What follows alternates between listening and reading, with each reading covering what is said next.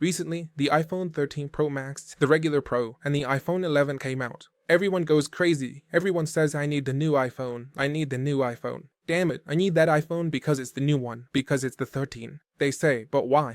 Because it's the 13. Okay, so just for that. Today I'm here to talk to you about my iPhone 11 Pro Max. You've probably seen it in previous videos. Honestly, this iPhone, I'll tell you right now, if you came looking for the answer, it's worth it in 2022. Of course it's worth it. If you want to buy it, go ahead, it's a safe purchase. It keeps receiving iOS updates. This iPhone will continue to get updates for about 5, 6, up to 8 years. It's already gone through several. I think I started with this one on iOS 13, and now we're on iOS 15. So just imagine that. As for the camera, it actually still has these 3 little cameras. They haven't changed the design, and we still have the notch on this phone like on the 13. So physically, there aren't major changes in functions or the camera. If you buy one or the other, only if you're super detail-oriented will you notice a difference between an iPhone 13 Pro Max and this iPhone 11 Pro Max.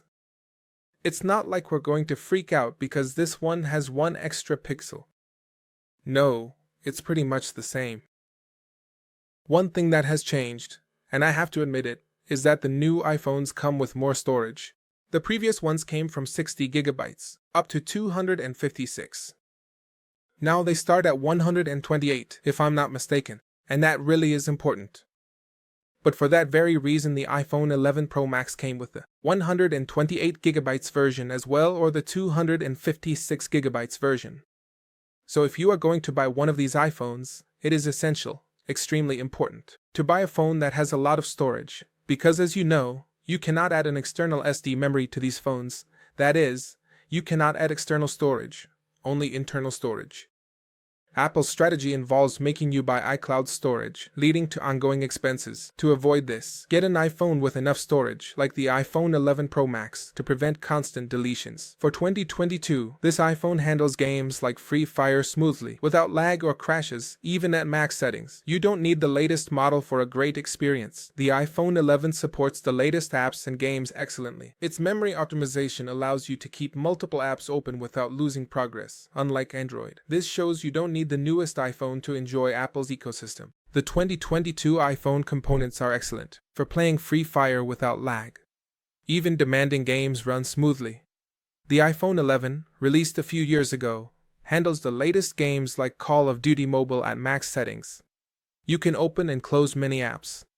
If you have 20 apps open and then open another 20, the first 20 will resume where you left them. Many think, oh, if I buy With this iPhone 11, which came out a few years ago, you can still play the latest titles like Call of Duty Mobile and Free Fire at max settings, no problem at all. Everything works excellently. And it's not just about gaming, we also have the app side covered. You can have all the apps you can think of, open them, close them, and what I love about the iPhone, and this is why I say you don't need to buy the latest model to enjoy the Apple experience, is that its memory optimization is fantastic.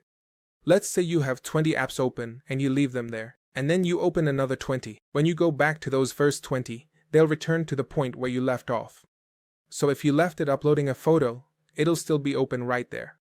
You know this doesn't happen with Android, but we're not comparing it to Android. We're comparing it to the point where a lot of people think, oh, if I buy the iPhone 11 isn't for me. The iPhone 13 has better features. New iPhones highlight iOS updates, like iOS 15, which apply to all models. The iPhone 14's 120Hz refresh rate is nice, but not essential. The iPhone 11's 60Hz is standard. You can see the difference, but it's not crucial. Questions? Comment below, and I'll reply. Ciao. They sell iOS features, like what's coming with iOS 15, and then they say it will have new security features, marketing it with the new iPhone.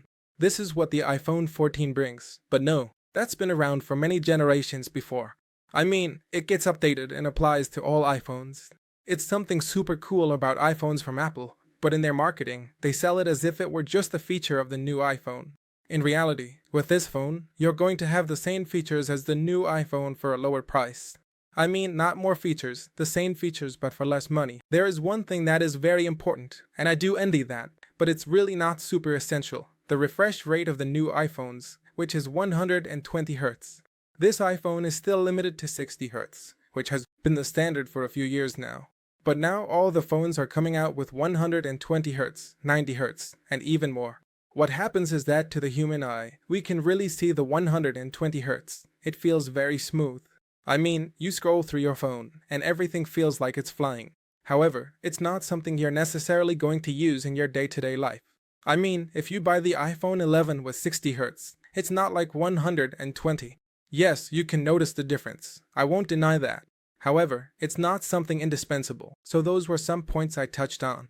If you want to ask me about anything else, just leave it in the comments, and I'll respond if you need it for something specific.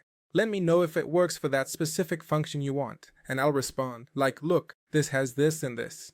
Because there are a lot of things that many people will ask, and I might not have answered during the video.